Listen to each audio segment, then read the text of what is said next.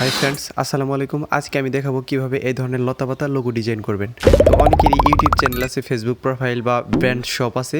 তো তারা যদি লোগো ডিজাইন করতে চান ফ্রিতে, তাহলে এই ভিডিওটি আপনার জন্য খুবই গুরুত্বপূর্ণ হবে। তো ভিডিওটি শেষ পর্যন্ত দেখতে থাকুন। ভিডিওটির কোনো অংশ বুঝতে অসুবিধা হলে আমার ফেসবুক পেজ আকাশ অনলাইন স্কুল, সেখানে নক দিতে পারেন।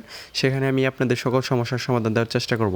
আপনার অ্যান্ড্রয়েড ফোনে প্রথমে পিক্সেলল্যাব অ্যাপসটি গুগল প্লে স্টোর থেকে ইনস্টল করে নেবেন। তারপর হচ্ছে এডিটিং করার সুবিধার্থে আপনার ফোনটি রোটেট করে নেবেন। তো পিক্সেলল্যাব অ্যাপসটি ওপেন করার পর এখান থেকে হচ্ছে ক্যান্সেলে ক্লিক করে এই লেখাটিকে ডিলিট করে দিব। যেহেতু আমরা একটা ন্যাচারাল লোগো ডিজাইন করবো, লতাপাতা লোগো ডিজাইন, সেক্ষেত্রে হচ্ছে প্রথমে আমরা ইমেজ সাইজটি নিব, যাতে আমরা ইউটিউব থাম্বনেইলে এটা ব্যবহার করতে পারি।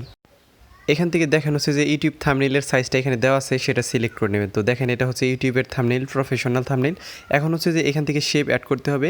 এখান থেকে এরকম একটা চারকোণাকারের শেপ অ্যাড করে নেবেন। অ্যাড করার পর হচ্ছে রাইট দিয়ে দিবেন। এখান থেকে আপনি নিচের দিকে স্ক্রল করে যাওয়ার পর দেখবেন যে মাস্ক অপশন আছে, এই যে মাস্ক অপশন, এখান থেকে এই অপশনটি ইনেবল করার পর আউটে দিয়ে দিবেন। তারপর হচ্ছে এই যে দেখেন, এখানে অনেকগুলো ডট আছে, আমি দেখাচ্ছি। এই যে ডটগুলো, এই ডটগুলো দিয়ে আপনি যে কোনো ধরনের ডিজাইন করতে পারবেন। তো আমি এখন জাস্ট হচ্ছে একটা পাতার ডিজাইন করব, সেজন্য হচ্ছে আমি এখান থেকে ডট কিন্তু ক্রসে চাপ দিয়ে কেটে দেওয়া যায়। দেখেন, আমি দুইটা ডট কিন্তু এই ক্রসে চাপ দিয়ে কেটে দিলাম। সর্বপ্রথম আপনি যে ডটটা কাটবেন সেটা সিলেক্ট করতে হবে, তারপর ক্রসে ক্লিক করলে আপনার সেটা কেটে যাবে।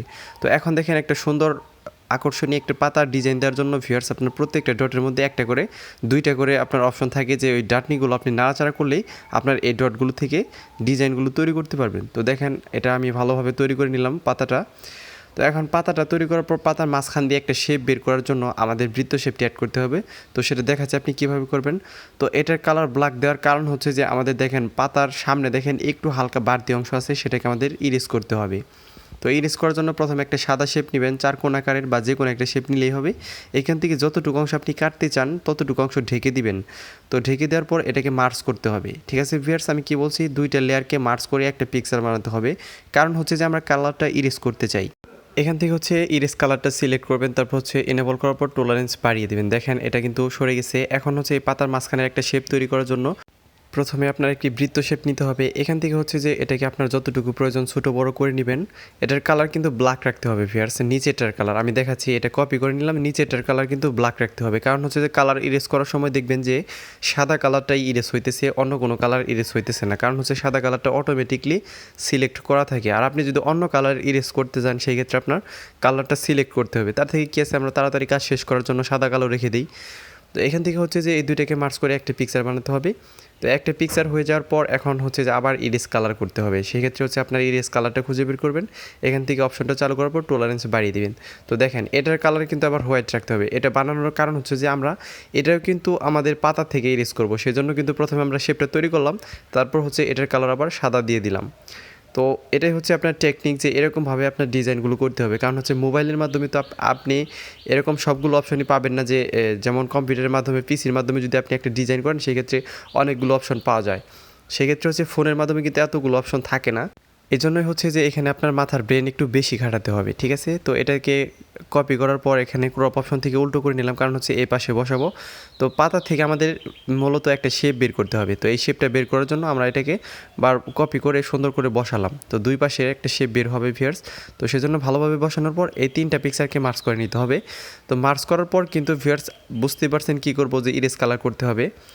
তো মার্জ করার পর এখন হচ্ছে যে আবার ইরেজ কালারে চলে যাবেন। এখান থেকে হচ্ছে যে আপনি এটা অন করার পর টলারেন্স বাড়িয়ে দিবেন। তো দেখেন, মাঝখানে কিন্তু একটা শেপ, সুন্দর শেপ বের হয়েছে। এখন হচ্ছে যে আমাদের পাতাটা তৈরি করা হয়েছে, এখন লতাটা তৈরি করতে হবে। তো লতাটা তৈরি করার জন্য এখান থেকে একটা বৃত্ত শেপ সিলেক্ট করবেন। সিলেক্ট করার পর এটাকে আপনার যতটুকু প্রয়োজন ছোটো বড় করে নেবেন। অপাসিটি 0 করার পর স্ট্রোক ওয়াইড 2 থেকে 3 বা 4-এর কাছাকাছি রেখে দেবেন, তার বেশি দিয়েন না, তাহলে কিন্তু ভালো দেখা যাবে না। তো এখন হচ্ছে এটাকে ক্রপ করে আমি জাস্ট হচ্ছে এতটুকু অংশে ক্রপ করব, কারণ হচ্ছে যে এটা এক দিক থেকেই আপনার শেপটা থাকবে, সেজন্য কিন্তু ভিউয়ার্স।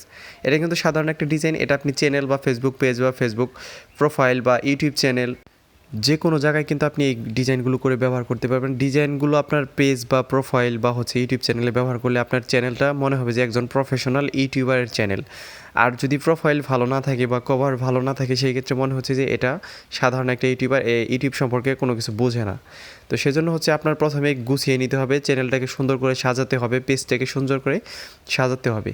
তো দেখেন, আমি একটা পাতা ডিজাইন করছিলাম, সেটাকে কিন্তু বারবার কপি করতেছি ভিউয়ার্স। কারণ হচ্ছে যে একই পাতা যদি আপনি বারবার বানাতে যান, সেই ক্ষেত্রে আপনি পাতাগুলো একই রকম বানাতে পারবেন না, এবং কি হচ্ছে যে বিভিন্ন শেপ হয়ে যাবে, একই অ্যাকুরেটলি সাইজ দিতে পারবেন না।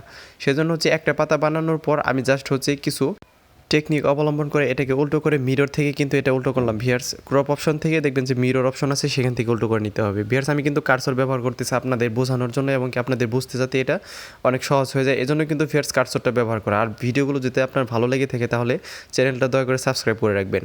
এখান থেকে আপনি নতুন নতুন সুন্দর সুন্দর ক্রিয়েটিভ ডিজাইনের আইডিয়া পেয়ে যাবেন। তো এরকমভাবে কপি করার পর সুন্দর করে এই লতাটার পাশে বসিয়ে দেবেন, ভালোভাবে বসাবেন যাতে আপনার ডিজাইনটি প্রিমিয়াম ক্যাটাগরির মনে হয় এবং কি প্রফেশনাল লুকস আসে এটার মধ্যে।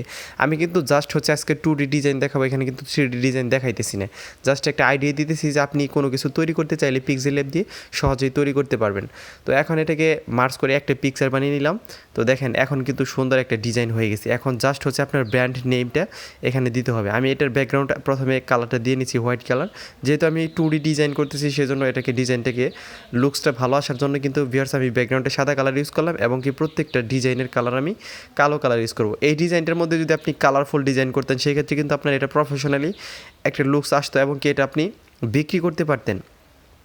আর যদি এরকম সাদাসিধে ডিজাইন করেন সেই ক্ষেত্রেও কিন্তু আপনি চ্যানেলের লোগো হিসেবে ব্যবহার করতে পারেন। কারণ হচ্ছে যে ইউটিউব চ্যানেলে যে 3D লোগো ব্যবহার করতে হবে সেরকম কিন্তু না, ফেসবুক পেজে যে 3D লোগো ডিজাইন করতে হবে ব্যবহার করতে হবে এরকম কিন্তু না। আপনি যদি 2D লোগো ডিজাইন করে ব্যবহার করেন সেক্ষেত্রে ডিজাইনটা যদি প্রিমিয়াম ক্যাটাগরি হয় সেক্ষেত্রে আপনার ব্র্যান্ড পরিচিতিটা আরও সুন্দরভাবে ফুটে উঠবে। এখান থেকে দেখেন ইউনিভার্সাল শরীফ ফন্টটা আমি ব্যবহার করলাম, এটা কিন্তু আপনি ব্রাউজারে গিয়ে সার্চ করলেই পেয়ে যাবেন। আর পিক্সেলেবে কীভাবে ফন্ট অ্যাড করবেন এ নিয়ে আমার চ্যানেলে ভিডিও আছে, আমি ভিডিওর লিঙ্ক ডেসক্রিপশন বক্সে এবং উপরের দিকে তাকান একটা লেখা আসতে আই বাটন, সেখানে দিয়ে দিব, সেখানে ট্যাপ করে আপনি দেখে নিতে পারেন।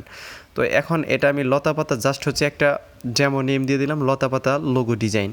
সেখানে হচ্ছে যে লোগো ডিজাইনটা আমি একটু ছোটো করে এখানে আরেকটি সুন্দর একটা স্টাইলিশ লুকস দেওয়ার জন্য কিছু শেপ ব্যবহার করব। এখানে হচ্ছে লোগো ডিজাইনটা লিখে নিই ভিউয়ার্স। তো এখন দেখেন এটাকে লোগো ডিজাইনটা সুন্দর করে এখানে লতা পাতার এখানে বসিয়ে দেবেন, ভালোভাবে বসাবেন যাতে এটা নষ্ট না হয়ে যায়, একটু স্পেস থাকে। আরেকটা শেপ ব্যবহার করার জন্য এখান থেকে হচ্ছে আমি শেপে ক্লিক করব।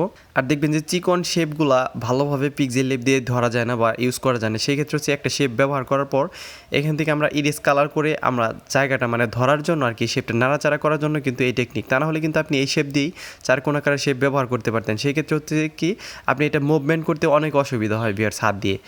এজন্য কিন্তু আমি কালারটা ইরেজ করব এবং কি দেখবেন যে এটা কত বড় শেপ থাকে, বোঝাইতেছি আমি ভিউয়ার্স, দেখতে থাকেন। তো দেখেন এটা মার্চ করার পর শুধুমাত্র কালো অংশটুকু থাকবে, কালো অংশটুকু থাকার পর এখন কিন্তু আপনি চাইলে দেখেন কত বড় শেপ, এটা চাইলে কিন্তু আপনি নাড়াচাড়া খুব সহজেই করতে পারবেন, ছোটো বড় চিকন মোটা সব কিছু কিন্তু খুব সহজেই করতে পারবেন। তো এরকম সোজা বা এরকম সাদা সিধে যদি শেপ অ্যাড করতে চান সেক্ষেত্রে আপনি এই টেকনিকটা করতে পারেন যে আপনি মুভমেন্টের সুবিধার্থে কিন্তু ভিউয়ার্স, তা না হলে কিন্তু আপনি এক শেপ দিয়ে এরকম চিকনভাবে করতে পারতেন। তো সুন্দরভাবে বসিয়ে দেওয়ার পর এটাকে জাস্ট হচ্ছে এখন শেয়ার করতে হবে। তো চাইলে আমি বলছি ভিউয়ার্স এটাকে কিন্তু কালার দিতে পারেন, কালার দিলে কিন্তু এটা আরও প্রিমিয়াম ক্যাটাগরি মনে হবে। এখান থেকে রেজুলেশনটা বাড়িয়ে নেবেন। তারপর হচ্ছে সেভ টু গ্যালারি। ভিউয়ার্স ভিডিওটি ভালো লাগলে ভিডিওতে একটি লাইক দিবেন। ধন্যবাদ সবাইকে।